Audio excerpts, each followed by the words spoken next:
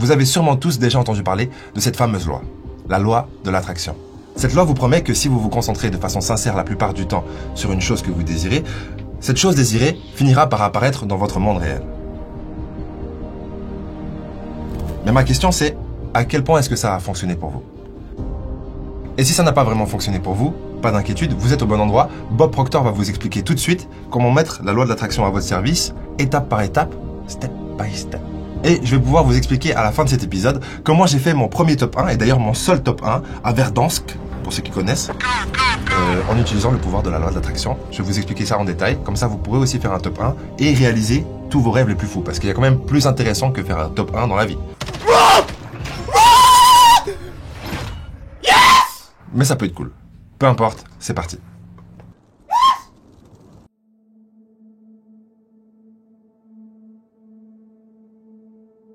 J'ai découvert que la plupart des gens ne savent pas qui ils sont. Si vous demandez à une personne lambda qui elle est, elle va vous donner son nom du genre « Je suis Bob Proctor », mais ce n'est pas moi. Bob et Proctor sont deux mots que mes parents m'ont donnés. Et c'est mon nom, mais ce n'est pas moi. D'autres diront « ça c'est moi », mais ce n'est pas moi non plus, c'est juste mon corps. Par exemple, vous n'appellerez jamais votre responsable pour lui dire « mon corps ne sera pas là aujourd'hui, il est malade ». On ne dit pas « je suis main » ou « je suis jambe », mais on dit « c'est ma main, ma jambe, mon corps, mon nom ».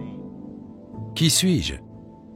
C'est une question intéressante et je pense que si quelqu'un commence à étudier ça et cherche la réponse, il va la trouver.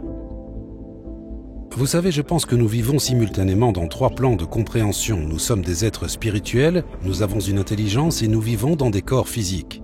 Mais parce qu'on manque d'ouverture d'esprit ou de compréhension de qui on est complètement bloqué dans un monde physique et on laisse des choses à l'extérieur de nous contrôler.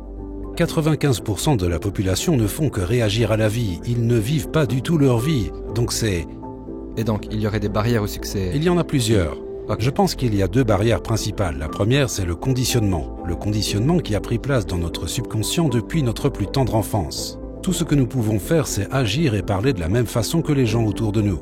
C'est pour ça qu'on a appris la langue qu'on parle.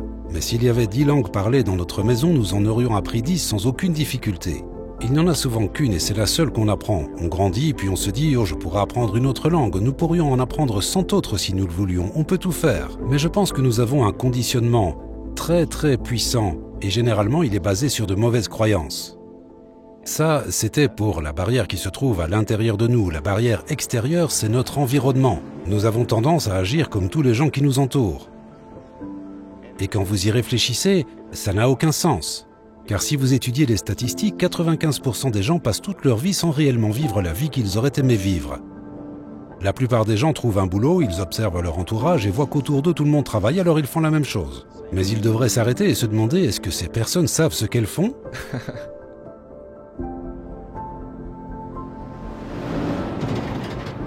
Les gens suivent les règles, ils prennent un numéro et font comme tout le monde autour d'eux.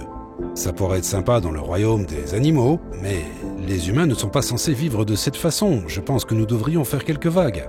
Nous devrions nous démarquer et être différents. Pas juste pour être différents, mais parce que nous sommes différents. Nous avons tous des pensées différentes.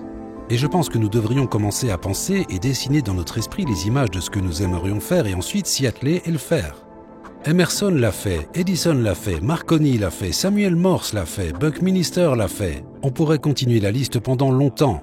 Ils étaient différents, ils se sont démarqués, ils ont fait quelques vagues.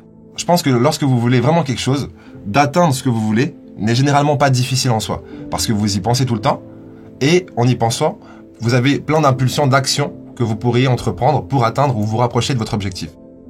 Pour moi, du coup, quand vous voulez vraiment quelque chose, c'est facile de l'obtenir, même si ça peut prendre du temps, et ça peut demander des efforts. Parce que vous le voulez vraiment et du coup, le temps et les efforts ne sont pas un problème pour vous. Du coup, la vraie difficulté se trouve dans vouloir quelque chose sincèrement. Et qu'est-ce que ça veut dire vouloir quelque chose sincèrement ? Ça veut dire vouloir quelque chose plus que le reste. Ce qui inclut l'idée de la concentration. Parce que si vous n'êtes pas concentré sur quelque chose plus qu'autre chose, tout a la même valeur. Et du coup, votre subconscient ne sait pas qu'est-ce qui est le plus important pour vous. Et j'aime aussi l'idée que toutes nos pensées sont en fin de compte créatrices. Elles sont autonomes, mais elles sont créatrices. On crée en fait nos circonstances intérieures et extérieures par la pensée, en s'en rendant compte ou en ne s'en rendant pas compte. Et du coup, quand vous voyez des gens à la cafette parler comme ça, en fait, ils sont en train de créer. Ils sont pas en train de parler, ils sont en train de créer. Créer des circonstances intérieures et ensuite extérieures. Donc pour résumer et pour faire simple, premier objectif, définir ce que vous voulez vraiment. Deuxième objectif, vous concentrer sur ce que vous voulez vraiment, plus que sur le reste. Troisième objectif, accepter et suivre les impulsions qui suivront au fur et à mesure de vos journées. Lorsque vous sentez qu'une impulsion peut vous rapprocher de l'objectif, soyez fidèle du coup à l'objectif et agissez sur cette impulsion. J'ai appris que vous ne verrez jamais la plus grande partie de moi car elle est non physique. Et ce que vous voyez ici en tant que corps physique n'est rien d'autre que la manifestation physique du côté supérieur de ma personnalité. Et bien sûr, c'est aussi le cas pour vous. Pour la personne assise derrière la caméra, c'est le cas pour tout le monde. Et ce qu'il faut étudier, je pense, c'est la façon dont cette partie non physique de mon esprit fonctionne. Que se passe-t-il quand je réfléchis? D'où mes pensées proviennent-elles? Comment cette chaise a-t-elle été fabriquée? Quelqu'un a dû y penser. Les pensées sont partout, et nous mettons les pensées dans notre esprit et nous créons des images dans notre esprit. Ce qu'il faut comprendre, c'est que c'est une partie non physique de nous qui fait tout ça. Si je peux créer l'image de quelque chose dans mon esprit, je suis tout à fait capable de créer une copie conforme de cette idée dans mon monde physique. Donc si je crée une image de moi-même en tant que personne heureuse et sereine, je peux vivre de cette façon. Si je crée une image de moi-même étant prospère, alors je peux devenir prospère. La première chose à faire, c'est s'asseoir et décider ce qu'on veut. Si c'est de l'argent, vous voulez combien d'argent? Beaucoup. Personne ne sait combien le mot « beaucoup » représente, donc vous devez être précis. Vous écrirez sur un papier exactement combien vous voulez. Et vous gardez ce papier avec vous et le lisez régulièrement.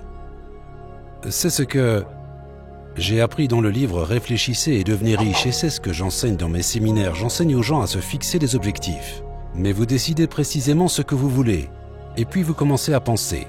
Vous allez avoir des pensées qui vous disent pourquoi vous ne pouvez pas l'obtenir. Vous avez la capacité avec votre esprit conscient de refuser ces idées et de les chasser de votre esprit.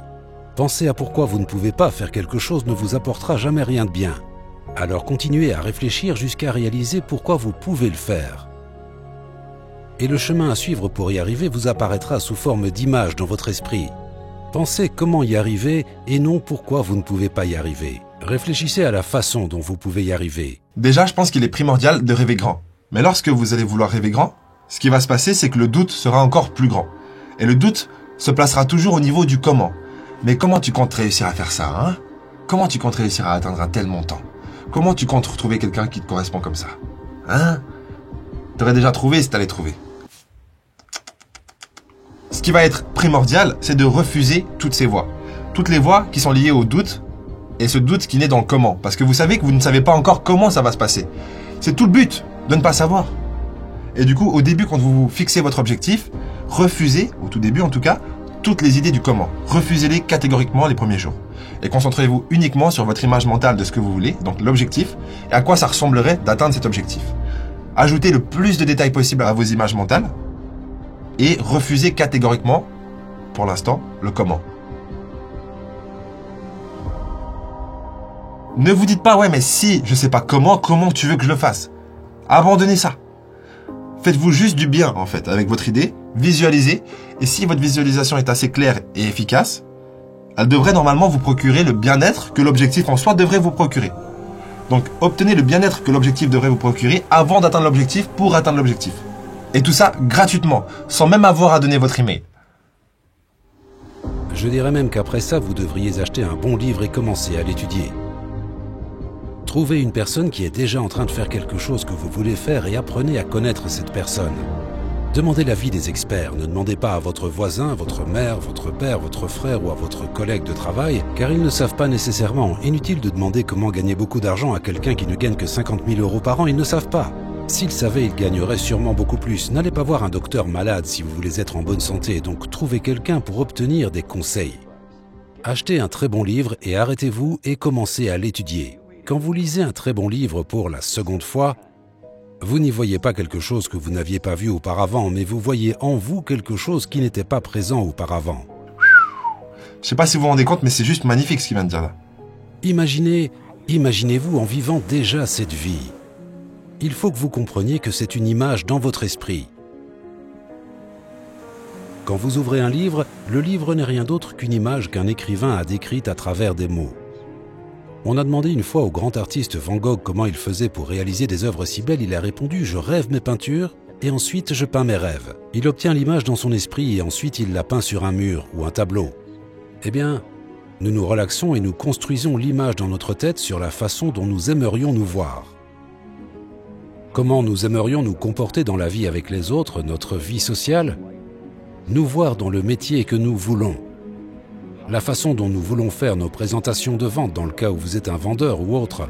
Et ensuite, prenez cette image et décrivez-la. Écrivez ça sur un papier, en utilisant le présent. Je suis tellement heureux maintenant que je me vois, et écrivez tout ça. Beaucoup de gens vont rire à ça et dire que ça n'a aucun sens. Mais ça a énormément de sens. Ils ne pourront pas vous dire pourquoi ça n'a aucun sens. Moi, je pourrais passer des heures à vous expliquer pourquoi ça a du sens, et je pourrais l'expliquer avec tellement de détails que tout le monde comprendrait. Donc écrivez une description sur comment vous voudriez vous voir et commencez à la lire. Et la relire encore et lisez-la tous les jours, gardez-la partout et continuez à la lire. Le point primordial que tous les grands enseignants ont évoqué au cours de l'histoire, et sur lequel ils ont tous été unanimes, c'est que nous devenons ce à quoi nous pensons. Ça peut nous paraître un fantasme au premier abord, ça peut même nous sembler être parfois un mensonge. Mais si vous lisez souvent ce que vous avez écrit et que vous commencez à y croire, comme William James l'a dit, croyez et vos croyances créeront les faits et vous verrez la personnalité d'une personne changer. Je regarde les gens lors de mes séminaires et je vois leur personnalité changer sous mes yeux. Et tout ce qu'ils font, c'est commencer à se voir d'une façon différente, commencer à penser différemment. Nos pensées contrôlent nos sentiments et nos sentiments contrôlent nos actions. Les enfants à l'école devraient apprendre tout ça bien même avant d'aller à l'école. Ils devraient s'asseoir et on devrait leur donner un cahier vierge et leur faire visualiser les notes qu'ils veulent avoir, les écrire sur leur propre carnet de notes, tout ça avant que l'école commence, la première semaine de cours. Puis le professeur devrait dire « Je veux juste que tu te concentres sur comment faire pour obtenir ces notes et pas que tu penses que tu ne peux pas les obtenir. Je veux que tu adoptes l'attitude qui démontre que tu vas les avoir. » Bien sûr, certaines personnes diront que ce n'est pas être réaliste, mais c'est très réaliste. Cela s'appuie sur les principes du succès qui remontent à 6000 ans d'histoire. C'est de cette façon que tout a été accompli. Pour finir en beauté, je vais vous dire comment j'ai fait mon seul top 1, le premier et donc le dernier, j'espère peut-être pas le dernier, mais actuellement je joue plus à la PlayStation parce que c'est trop addictif pour moi. Peu importe. Du coup, j'avais déjà fait des centaines de parties, mais j'avais jamais réussi à faire un top 1 en mode solo, du coup, sur Warzone. Ce que j'ai fait, une fois j'en avais marre de perdre trop de fois de suite, d'avoir 0 kill au compteur, je me suis dit je vais faire un mode entraînement, ça va peut-être me faire du bien. Tirer un peu sur des gars qui bougent pas trop. Avec le mode entraînement, vous finissez de toute façon en top 1. Et donc il y a l'animation top 1. Quand j'ai vu cette animation, je me suis dit regarde-la bien. Même fixe-la, tu vois. Fais-toi croire que c'est en vrai. J'ai fait ça, du coup, c'était tout faire de moi. En fait, j'ai juste gagné le mode entraînement que tu gagnes forcément. Et droit derrière, j'ai refait une partie. Et j'ai eu mon premier top 1, la vie de ma mère, c'est vrai. Je sais que c'est peut-être pas impressionnant pour certains, mais pour moi, ça l'est. Et j'en ai jamais fait d'autres, parce que j'ai ensuite arrêté de jouer à la PlayStation peu de temps après, parce que c'était trop addictif pour moi, et je voulais me concentrer sur d'autres choses que je jugeais plus importantes. Autre anecdote. Vous voyez cette carte rouge, je vous l'ai montrée il y a quelques vidéos en arrière, il y a quelques mois en arrière. Parce qu'on n'a pas fait beaucoup de vidéos. L'objectif a déjà évolué dessus. Ça marche, ça va vite avec ces conneries. Et là, je partage pas le détail de cet objectif parce que c'est personnel et vous savez pas à le faire avec les autres non plus. Mais l'idée, c'est juste que, oh, j'ai un poil de chat, de vous dire à quel point la méthode me semble efficace. Je suis pas affilié avec la loi d'attraction. D'ailleurs, je pense pas que la loi d'attraction s'appelle la loi d'attraction. C'est un phénomène qui existe depuis toujours, avant même qu'on ait pu le nommer. Et ce phénomène est bel et bien réel, aussi peu palpable soit-il. Voilà, c'était pour vous dire que, en dehors de tous ces discours de youtubeurs et de blablabla, c'est dur de trier le vrai du faux. Moi, je crois viscéralement en ce que cette vidéo vient de communiquer. Je voulais le dire. Franchement, c'est le fondement de toutes mes réussites et de tous mes succès et de tous mes échecs intermédiaires. C'est le fondement de mon évolution. Et je suis heureux de pouvoir partager ça avec vous aujourd'hui. Du coup, recommandation, définissez un objectif qui soit mesurable, précis, avec une date. Et n'ayez pas peur de faire évoluer votre objectif sur votre feuille. Donc changez ce qu'il faut changer, c'est un signe d'avancement. Lisez votre objectif matin, midi et soir, mais surtout matin et soir. Et abandonnez la peur, le doute, et laissez-vous tomber dans la magie de votre propre destin. Prochain épisode.